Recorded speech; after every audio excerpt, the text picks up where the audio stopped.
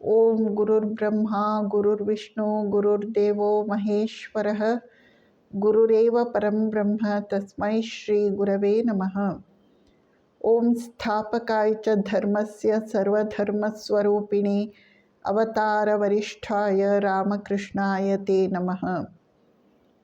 ಪ್ರೀತಿಯ ಬಂಧುಗಳೇ, ಶ್ರೀರಾಮಕೃಷ್ಣರ ಗೃಹಸ್ಥ ಭಕ್ತರು ಸುರೇಂದ್ರನಾಥ ಮಿತ್ರ.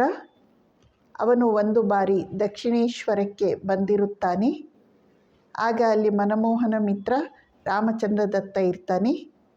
ಕೇದಾರ ಎಂಬ ಭಕ್ತನೊಬ್ಬ ಈ ಮೂವರನ್ನು ತೋರಿಸಿ ಶ್ರೀರಾಮಕೃಷ್ಣರ ಹತ್ತಿರ, ಇವರೆಲ್ಲರಿಗೂ ನೀವು ಕೃಪೆ ಮಾಡಿ ನಿಮ್ಮ ಶ್ರೀಚರಣದಲ್ಲಿ ಆಶ್ರಯವನ್ನು ನೀಡಿದ್ದೀರಿ. ಆದರೂ ಯಾಕೆ ಇವರಿಗೆ ಅಷ್ಟೊಂದು ಕಷ್ಟ, ದುಃಖ, ಸಮಸ್ಯೆಗಳು? ನೀವು ದಯವಿಟ್ಟು ಕರುಣೆ ತೋರಿ ಅವನ್ನೆಲ್ಲ ನಿವಾರಣೆ ಮಾಡಿ ಎಂದು ಕೇಳಿಕೊಳ್ಳುತ್ತಾನೆ. ಶ್ರೀರಾಮಕೃಷ್ಣರು ಅನ್ಯಮನಸ್ಕರಾಗಿ, ನನ್ನ ಕೈಯಲ್ಲಿ ಏನು ತಾನೇ ಸಾಧ್ಯ ಇದೆ? ಅದೆಲ್ಲ ಜಗನ್ಮಾತೆಯ ಇಚ್ಛೆ, ಅವಳ ಇಚ್ಛೆಯಂತಾಗಲಿ ಎಂದು ಹೇಳಿ ಅಲ್ಲಿಂದ ಎದ್ದು ಪಂಚವಟಿಗೆ ಹೋಗಿಬಿಡ್ತಾರೆ. ಶ್ರೀರಾಮಕೃಷ್ಣರ ಈ ಬಗೆಯ ಅವಜ್ಞೆಯನ್ನು ಸುರೇಂದ್ರನಿಗೆ ಸಹಿಸಿಕೊಳ್ಳಲಿಕ್ಕೆ ಆಗಲಿಲ್ಲ. ಅವನೂ ಅವರನ್ನು ಹಿಂಬಾಲಿಸಿಕೊಂಡು ಪಂಚವಟಿಗೆ ಹೋದ.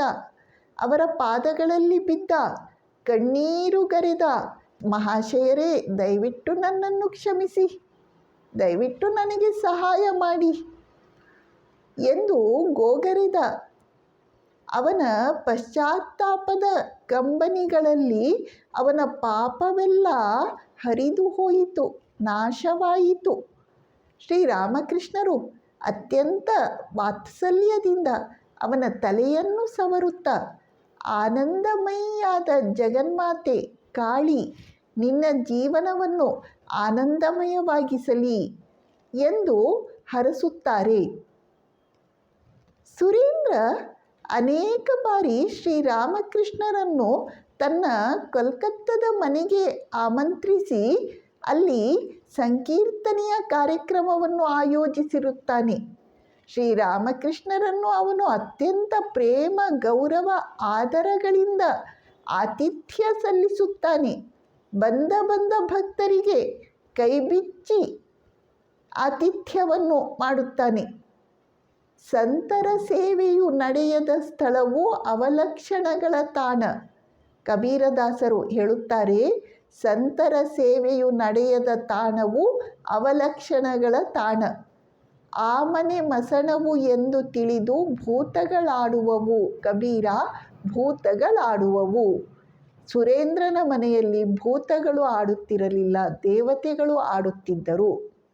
ಸುರೇಂದ್ರನಿಗೆ ಒಂದು ತೋಟದ ಮನೆ ಇರುತ್ತೆ. ಅದು ಇದ್ದದ್ದು ಕಾಂಕುರ್ಗಾಚಿಯಲ್ಲಿ. ಶ್ರೀರಾಮಕೃಷ್ಣರು ಅಲ್ಲಿಯೂ 2 ಬಾರಿ ಭೇಟಿ ನೀಡಿ ಅವರನ್ನು ಅನುಗ್ರಹಿಸಿದ ವಿವರಣೆಯನ್ನು ನಾವು ಶ್ರೀರಾಮಕೃಷ್ಣ ವಚನವೇದದಲ್ಲಿ ಕಾಣಬಹುದು. ಸುರೇಂದ್ರ 1881ರಿಂದ ದಕ್ಷಿಣೇಶ್ವರದಲ್ಲಿ ಶ್ರೀರಾಮಕೃಷ್ಣರ ಜನ್ಮದಿನೋತ್ಸವವನ್ನು ಆಯೋಜಿಸುತ್ತಾನೆ. ಮೊದಲ 2 ವರ್ಷಗಳ ಎಲ್ಲ ಖರ್ಚು ವೆಚ್ಚಗಳನ್ನು ಅವನೇ ನಿಭಾಯಿಸುತ್ತಾನೆ. ಮುಂದಿನ ವರ್ಷಗಳ ಖರ್ಚು ವೆಚ್ಚಗಳನ್ನು ಎಲ್ಲ ಭಕ್ತರು ಹಂಚಿಕೊಳ್ಳುತ್ತಾರೆ. ಹೀಗೆ ಶ್ರೀರಾಮಕೃಷ್ಣರ ಜನ್ಮದಿನ ಆಚರಣೆಯ ಪದ್ಧತಿಯನ್ನು ಮೊದಲು ಪ್ರಾರಂಭ ಮಾಡಿದವನು ಸುರೇಂದ್ರನಾಥ ಮಿತ್ರ. ಸುರೇಂದ್ರನ ಮನೆಯಲ್ಲಿ ಒಮ್ಮೆ ಸಂಕೀರ್ತನೆಯ ಕಾರ್ಯಕ್ರಮವನ್ನು ಆಯೋಜಿಸಲಾಗಿರುತ್ತೆ. ಅಲ್ಲಿಗೆ ಶ್ರೀರಾಮಕೃಷ್ಣರನ್ನು ಆಮಂತ್ರಿಸಿದ ಸುರೇಂದ್ರ ಯುವಕ ತರುಣ ಗಾಯಕ ನರೇಂದ್ರನನ್ನು ಭಜನೆಯನ್ನು ನಡೆಸಿಕೊಡಲು ಆಮಂತ್ರಿಸುತ್ತಾನೆ. ಈ ಮೂಲಕ ಮೊದಲ ಬಾರಿಗೆ ಶ್ರೀರಾಮಕೃಷ್ಣರಿಗೆ ತಮ್ಮ ಶಿಷ್ಯೋತ್ತಮನ ನರೇಂದ್ರನಾಥನ ಪರಿಚಯವಾಗುವಂತಾಗುತ್ತದೆ.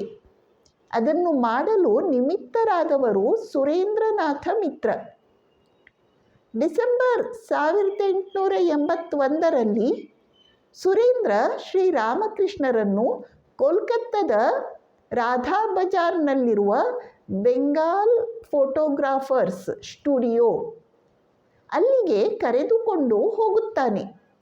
ಶ್ರೀರಾಮಕೃಷ್ಣರಿಗೆ ಯಾವ ರೀತಿ ಫೋಟೋ ತೆಗೆಯಲಾಗುತ್ತೆ ಎಂಬುದನ್ನು ತಿಳಿದುಕೊಳ್ಳಬೇಕೆಂಬ ಕುತೂಹಲವಾಗಿರುತ್ತದೆ.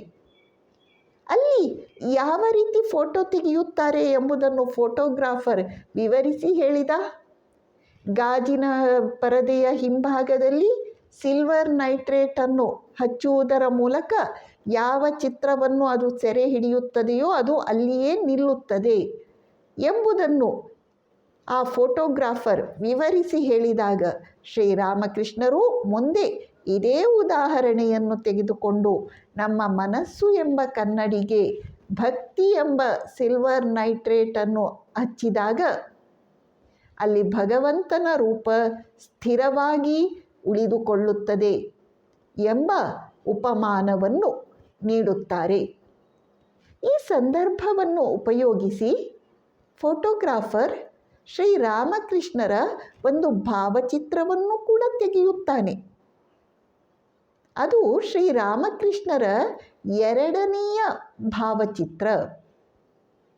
ಅದು ಶ್ರೀರಾಮಕೃಷ್ಣರು ಸಮಾಧಿಯಲ್ಲಿರುವಾಗ ತೆಗೆದಂತಹ ಭಾವಚಿತ್ರ. ಸುರೇಂದ್ರ ಶ್ರೀರಾಮಕೃಷ್ಣರ ಸರ್ವಧರ್ಮ ಸಮನ್ವಯದ ಕಲ್ಪನೆಯನ್ನು ಕುರಿತಂತೆ ಒಂದು ತೈಲಚಿತ್ರವನ್ನು ರಚಿಸುತ್ತಾನೆ. ಒಬ್ಬ ಕಲಾವಿದನಿಗೆ ಹೇಳಿ ರಚಿಸಲಿಕ್ಕೆ ಹೇಳ್ತಾನೆ. ಆ ತೈಲಚಿತ್ರ ಈ ರೀತಿ ಇದೆ. ಅದರಲ್ಲಿ ಶ್ರೀರಾಮಕೃಷ್ಣರು ಕೇಶವಚಂದ್ರ ಸೇನನಿಗೆ ಸರ್ವಧರ್ಮ ಸಮನ್ವಯದ ಸಂದೇಶವನ್ನು ತಿಳಿಯಪಡಿಸುತ್ತಿದ್ದಾರೆ. ಈ ಚಿತ್ರದಲ್ಲಿ ಒಂದು ಇಗರ್ಜಿ, ಒಂದು ಮಸೀದಿ, ಒಂದು ಶಿವ ದೇವಸ್ಥಾನ ಇದೆ. ಎಲ್ಲ ಮತ ಪಂಥಗಳ ವ್ಯಕ್ತಿಗಳು ಇಲ್ಲಿ ನಿಂತಿದ್ದಾರೆ. ಚೈತನ್ಯ ದೇವ ಮತ್ತು ಯೇಸುಕ್ರಿಸ್ತ ಇಬ್ಬರು ಕೈ ಹಿಡಿದು ನರ್ತಿಸುತ್ತಿದ್ದಾರೆ. ಈ ಒಂದು ಸುಂದರ ತೈಲಚಿತ್ರವನ್ನು ಶ್ರೀರಾಮಕೃಷ್ಣರು ನೋಡಿ ತುಂಬ ಸಂತೋಷ ಪಡ್ತಾರೆ. ಅವರು ಹೇಳುತ್ತಾರೆ, ಇದು ಈ ಯುಗದ ಆದರ್ಶ. ಇದರಲ್ಲಿ ಎಲ್ಲವೂ ಅಡಕವಾಗಿದೆ. ಕೇಶವಚಂದ್ರ ಸೇನ ಈ ತೈಲಚಿತ್ರವನ್ನು ನೋಡಿ ಯಾರ ಮನಸ್ಸಿನಲ್ಲಿ ಈ ಕಲ್ಪನೆ ಮೂಡಿತೋ ಅವನು ಧನ್ಯ ಎಂಬ ಮಹತ್ವಪೂರ್ಣ ಮಾತನ್ನು ಹೇಳುತ್ತಾನೆ. ಶ್ರೀರಾಮಕೃಷ್ಣರಿಗೆ ಕ್ಯಾನ್ಸರ್ ಕಾಯಿಲೆ ಆಗಿದ್ದಾಗ ಚಿಕಿತ್ಸೆಗೆಂದು ಅವರನ್ನು ಕಲ್ಕತ್ತಾದ ಶ್ಯಾಮಪುಕುರದ ಮನೆಗೆ ಕರೆದುಕೊಂಡು ಹೋಗಲಾಗುತ್ತೆ. ಆ ಸಂದರ್ಭದಲ್ಲಿ ನವರಾತ್ರಿ ದುರ್ಗಾಪೂಜೆ ಉತ್ಸವ ಬರುತ್ತದೆ. ಸುರೇಂದ್ರ ಶ್ರೀರಾಮಕೃಷ್ಣರ ಅನುಜ್ಞೆಯೊಂದಿಗೆ ತನ್ನ ಮನೆಯಲ್ಲಿ ದುರ್ಗಾಪೂಜೆಯನ್ನು ಆಚರಿಸುತ್ತಾನೆ. ಆದರೆ ಶ್ರೀರಾಮಕೃಷ್ಣರು ಬರಲಿಲ್ಲವಲ್ಲ ಎಂಬುದೊಂದೇ ದುಗುಡ ಅವನಿಗೆ. ಸರಿಯಾಗಿ ಸಂಧಿ ಪೂಜೆಯ ವೇಳೆಗೆ ಶ್ರೀರಾಮಕೃಷ್ಣರು ಇಲ್ಲಿ ಶ್ಯಾಮಪುಕುರದ ಮನೆಯಲ್ಲಿ ಸಮಾಧಿಸ್ಥರಾಗುತ್ತಾರೆ. ಅರ್ಧ ಗಂಟೆ ಕಳೆದ ಮೇಲೆ ಸಮಾಧಿಯಿಂದ ಮರಳಿದ ಅವರು ಈ ರೀತಿ ಹೇಳುತ್ತಾರೆ, ನನ್ನ ಮನಸ್ಸು ಜ್ಯೋತಿರ್ಮಾರ್ಗವಾಗಿ ಸುರೇಂದ್ರನ ಮನೆಗೆ ಹೋಯಿತು. ಅಲ್ಲಿ ಸುರೇಂದ್ರನ ಭಕ್ತಿಯಿಂದಾಗಿ ತಾಯಿಯಲ್ಲಿ ದೇವಿಯ ವಿಗ್ರಹದಲ್ಲಿ ದೈವತ್ವವು ಸುಸ್ಪಷ್ಟವಾಗಿ ಜಾಗೃತವಾಗಿದ್ದಿತು. ಅವಳ ಮೂರನೆಯ ಕಣ್ಣಿನಿಂದ ಬೆಳಕು ಹೊರಹೊಮ್ಮುತ್ತಿತ್ತು.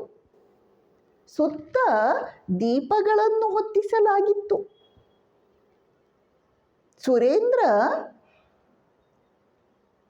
ವರಾಂಡದಲ್ಲಿ ಕುಳಿತುಕೊಂಡು ಅಮ್ಮ ಅಮ್ಮ ಎಂದು ಕಂಬನಿಗರೆಯುತ್ತಿದ್ದನು. ನೀವೆಲ್ಲರೂ ಹೋಗಿ ಅವನ ದುರ್ಗಾಪೂಜೆಯನ್ನು ದರ್ಶನ ಮಾಡಿಕೊಂಡು ಬನ್ನಿ, ಅವನಿಗೆ ಸಮಾಧಾನವಾಗುತ್ತದೆ ಎಂದು ಹೇಳಿ ಶ್ರೀರಾಮಕೃಷ್ಣರು ನರೇಂದ್ರ ಮತ್ತಿತರ ಯುವ ಶಿಷ್ಯರನ್ನು ಸುರೇಂದ್ರನ ಮನೆಗೆ ಕಳುಹಿಸಿಕೊಡುತ್ತಾರೆ. ಅಲ್ಲಿ ಹೋಗಿ ನೋಡಿದರೆ ಶ್ರೀರಾಮಕೃಷ್ಣರು ಹೇಳಿದ ಎಲ್ಲ ವಿವರಣೆಗಳು ಸತ್ಯವಾಗಿದ್ದವು. ಹೀಗೆ ಶ್ರೀರಾಮಕೃಷ್ಣರು ತಾವು ರುಗ್ಣಶಯ್ಯೆಯಲ್ಲಿದ್ದರೂ ಭಕ್ತನ ಅಭೀಷ್ಟವನ್ನು ಈಡೇರಿಸುತ್ತಾರೆ. ಶ್ರೀರಾಮಕೃಷ್ಣರು ಕಾಶೀಪುರದ ತೋಟದ ಮನೆಗೆ ಹೋಗಿದ್ದಾಗ ಅಲ್ಲಿ ಆ ಮನೆಯ ಬಾಡಿಗೆಯನ್ನು 80 ರೂಪಾಯಿಯನ್ನು ಅಷ್ಟನ್ನು ಕಟ್ಟಿದವನು ಸುರೇಂದ್ರನಾಥ ಮಿತ್ರ. ಶ್ರೀರಾಮಕೃಷ್ಣರ ಮಹಾಸಮಾಧಿಯಾಯಿತು. ಒಂದು ದಿನ ಸುರೇಂದ್ರ ತನ್ನ ಮನೆಯಲ್ಲಿ ದೇವರ ಕೋಣೆಯಲ್ಲಿ ಧ್ಯಾನವನ್ನು ಮಾಡುತ್ತಿದ್ದಾಗ ಶ್ರೀರಾಮಕೃಷ್ಣರು ಅವನಿಗೆ ದರ್ಶನವನ್ನು ಕೊಟ್ಟರು. ದರ್ಶನವನ್ನು ಕೊಟ್ಟು, ನೀನು ಏನು ಮಾಡುತ್ತಿದ್ದೀಯಾ? ನನ್ನ ಮಕ್ಕಳು ನೆಲೆಯಿಲ್ಲದೆ ಅಡ್ಡಾಡುತ್ತಿದ್ದಾರೆ, ನೀನು ಅವರಿಗಾಗಿ ಏನನ್ನಾದರೂ ಮಾಡಬೇಕು ಎಂದು ಆದೇಶಿಸುತ್ತಾರೆ. ನನ್ನ ಮಕ್ಕಳು ಎಂದು ಹೇಳಿದಾಗ ನರೇಂದ್ರ ಮತ್ತಿತರ ಯುವ ಸನ್ಯಾಸಿ ಶಿಷ್ಯರು. ಅವರಿಗೆ ಈಗ ಉಳಿದುಕೊಳ್ಳಲಿಕ್ಕೆ ಯಾವ ಆಶ್ರಯ ಸ್ಥಾನ ಇಲ್ಲ. ದಯವಿಟ್ಟು ಅವರಿಗಾಗಿ ಏನನ್ನಾದರೂ ಮಾಡು ಎಂದು ಶ್ರೀರಾಮಕೃಷ್ಣರು ಅವನಿಗೆ ಆದೇಶಿಸಿದರು. ಅದೇ ಪ್ರಕಾರ ಸುರೇಂದ್ರನಾಥ ಮಿತ್ರ ಗಂಗೆಗೆ ಹತ್ತಿರದಲ್ಲಿ ಇರುವಂತಹ ಬಾರಾನಾಗೋರ್ ಎಂಬಲ್ಲಿ ಒಂದು ಪಾಳು ಬಿದ್ದ ಮನೆಯನ್ನು ರಾಮಕೃಷ್ಣ ಮಹಾಸಂಘದ ಮೊದಲ ಕೇಂದ್ರವಾಗಿ ಖರೀದಿಸಿದಾಗ ಅಥವಾ ಬಾಡಿಗೆಗೆ ತೆಗೆದುಕೊಂಡಾಗ ಸುರೇಂದ್ರ ಆ ಮನೆಯ ಬಾಡಿಗೆಯನ್ನು ಹಾಗೂ ಇತರ ಖರ್ಚು ವೆಚ್ಚಗಳನ್ನು ತಾನೇ ವಹಿಸಿಕೊಳ್ಳುತ್ತಾನೆ. ಸುರೇಂದ್ರ ಹೆಚ್ಚು ವರ್ಷ ಬದುಕಲಿಲ್ಲ. ಅವನು ಬದುಕಿದ್ದು 40 ವರ್ಷ ಮಾತ್ರ. ತನ್ನ ಅಂತಿಮ ಆಸೆಯಾಗಿ ಅವನು 1000 ರೂಪಾಯಿಗಳನ್ನು ತೆಗೆದು ಇಟ್ಟಿರುತ್ತಾನೆ. ಅದನ್ನು ಅವನು ಮುಂದೆ ಗಂಗೆಯ ದಡದಲ್ಲಿ ಶ್ರೀರಾಮಕೃಷ್ಣ ದೇವಸ್ಥಾನ ನಿರ್ಮಾಣಕ್ಕೆಂದು ಒಂದು ನಿವೇಶನವನ್ನು ಖರೀದಿಸಿ ಅಲ್ಲಿ ಶ್ರೀರಾಮಕೃಷ್ಣರ ದೇವಸ್ಥಾನವನ್ನು ನಿರ್ಮಾಣ ಮಾಡಲಾಗುವುದಲ್ಲ, ಆ ದೇವಸ್ಥಾನ ನಿರ್ಮಾಣಕ್ಕೆ ಈ 1000 ರೂಪಾಯಿಗಳನ್ನು ವಿನಿಯೋಗಿಸಬೇಕು ಎಂದು ಹೇಳಿ ಪ್ರಾಣವನ್ನು ಬಿಟ್ಟಿರುತ್ತಾನೆ. ಮುಂದೆ ಶ್ರೀರಾಮಕೃಷ್ಣರು ಯುವ ಶಿಷ್ಯರು ಸುರೇಂದ್ರನ ಭಕ್ತಿಯನ್ನು ಅತ್ಯಂತ ಗೌರವದಿಂದ ಮಾನ್ಯ ಮಾಡಿ ಸುರೇಂದ್ರ ನೀಡಿದ ಆ 1000 ರೂಪಾಯಿಗಳನ್ನು ಶ್ರೀರಾಮಕೃಷ್ಣ ಗರ್ಭಗೃಹದ ನೆಲ ಮಾರ್ಬಲ್ ಅದಕ್ಕಾಗಿ ವಿನಿಯೋಗಿಸುತ್ತಾರೆ. ರಾಮಕೃಷ್ಣ ಮಹಾಸಂಘದ ಪ್ರಥಮ ಶಾಖೆ ಬಾರಾನಾಗೋರ್ ಮಠದ ಬಾಡಿಗೆಯನ್ನು ಕಟ್ಟಿದವನು, ಶ್ರೀರಾಮಕೃಷ್ಣರ ಜೀವನದಲ್ಲಿ ಮಹತ್ವಪೂರ್ಣ ಪಾತ್ರವನ್ನು ವಹಿಸಿದವನು ಆದ ಸುರೇಂದ್ರನಾಥ ಮಿತ್ರ ಧನ್ಯ. ಓಂ ಶಾಂತಿ ಶಾಂತಿ ಶಾಂತಿ. ಹರಿ ಓಂ ತತ್ಸತ್. ಶ್ರೀರಾಮಕೃಷ್ಣಾರ್ಪಣಮಸ್ತು.